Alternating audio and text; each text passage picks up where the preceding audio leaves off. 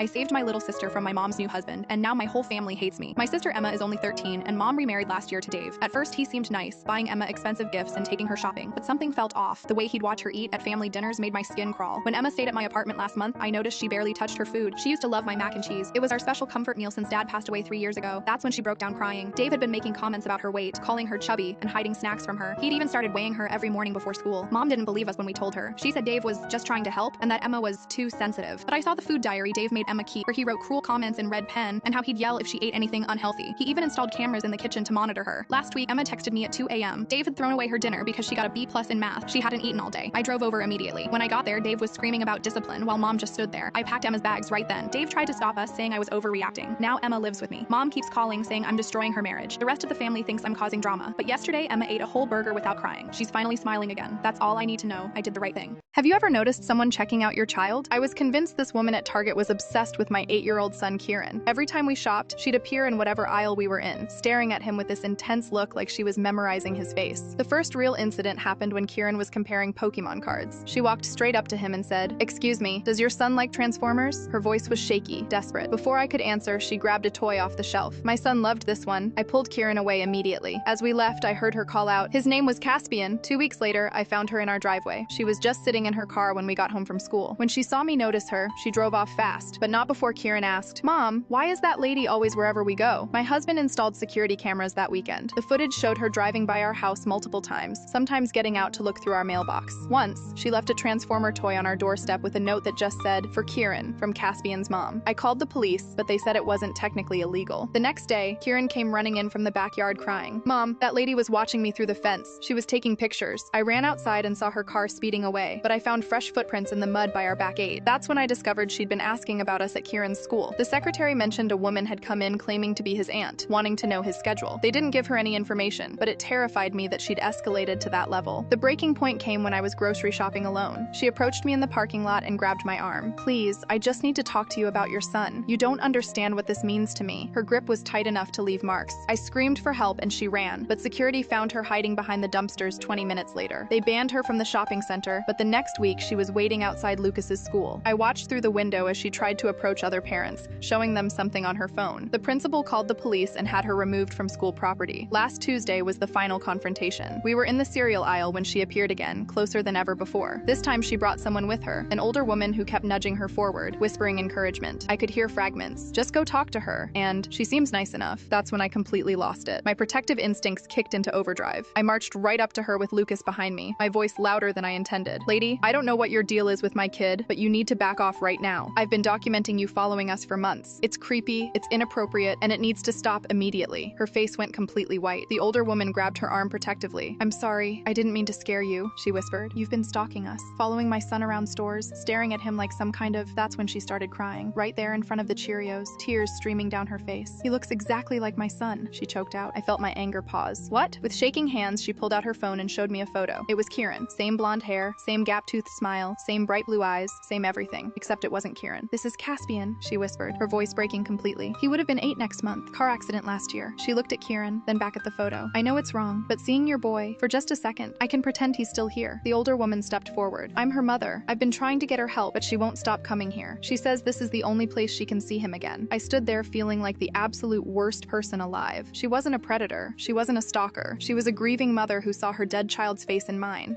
I told my parents I won't change my name because of their regret. I legally changed my name to Atlas when I turned 18. My birth certificate had Michael William Reynolds Jr. on it, named after my father who walked out when I was 2. For 16 years, I hated being called Junior or Little Mike. Every time someone said my name, it felt like dragging around the shadow of a man who decided we weren't worth keeping. School always started the same. "Michael Reynolds," the teacher would call. "I go by MJ," I'd answer, trying to create distance. Mom worked 2 jobs after he left. She'd help with homework despite being exhausted and never complained. Not even when grandparents would say, "He looks more like his father every day," as if that was a compliment. When I was 15, Mom started dating David. He was nothing like my father, quiet, reliable, with a dry sense of humor, an English professor who wore sweater vests and collected maps. His first visit, he brought me a journal instead of forcing some guy bonding activity. David never tried to replace my dad. He just showed up. He came to baseball games with his grading work, occasionally looking up to cheer. He helped with college applications and never made me feel like a burden. Once I heard him tell Mom, "He's not my son," but I couldn't be prouder if he was. Before senior year, I researched name changes. Nothing felt right until I remembered a book David gave me about Greek mythology, Atlas. the titan who held up the heavens. That resonated. When I told them my plan, Mom was supportive but confused. Why Atlas? She asked. Because Atlas carried the world on his shoulders. That's how I felt, carrying Dad's name when he couldn't carry his responsibilities. At least Atlas never put down his burden and walked away. David nodded. Names have power. They tell a story. Exactly. I want to tell my own. After my birthday, I filed the paperwork. 6 weeks later, I became Atlas Reynolds. My first college letter addressed to my new name is still pinned to my board. Everything was fine until last week when my biological father called. Mom handed me the phone with a strange look. Junior? How's my little Michael Jr.? My stomach dropped. That person doesn't exist anymore. What? My name is Atlas now. He laughed like it was a joke. That's not your name. You're Michael William Reynolds Jr. Named you myself. Right before you left, I added. I legally changed it. He said he was changed. Sorry. Wanted to reconnect. He'd moved back to town with his new family but wanted to make things right with his first son. He kept repeating my old name like he could force it back onto me. Yesterday I found his car in our driveway. Mom and David sat stiffly in the living room with my biological father on our couch like he belonged there. They ambushed me with dinner. Mom kept giving apologetic glances. David was quiet. My father dominated with stories about his new life, kids, and business. At dessert, he addressed the elephant in the room. So you've changed your name to Atlas? Like the map book? Like the Titan, I corrected. Well, he chuckled. Time to reconsider. You're starting college soon. Reynolds men have carried the Michael name for generations. 3, Mom said quietly. 3 generations. He waved her off. You're erasing your heritage, acting impulsively. I understand you were angry. Were? I repeated. But changing your name is extreme and hurtful. David cleared his throat. Atlas has given this a lot of thought. My father's eyes flashed. With all due respect, this isn't about you. I stood up and looked him straight in the eyes. Those eyes people said I inherited. You erased yourself from my life when I was 2. I won't change back to a name that reminds me of your regret. I'm Atlas now, carrying my own world, not yours. He argued I was being dramatic, that family names matter, that I'd regret this. I shook my head. The only thing I regret is taking 18 years to realize I could put down a burden I never asked to carry. Later, David joined me outside with hot chocolate. For what it's worth, he said, Atlas suits you. And somehow, I felt lighter than ever before.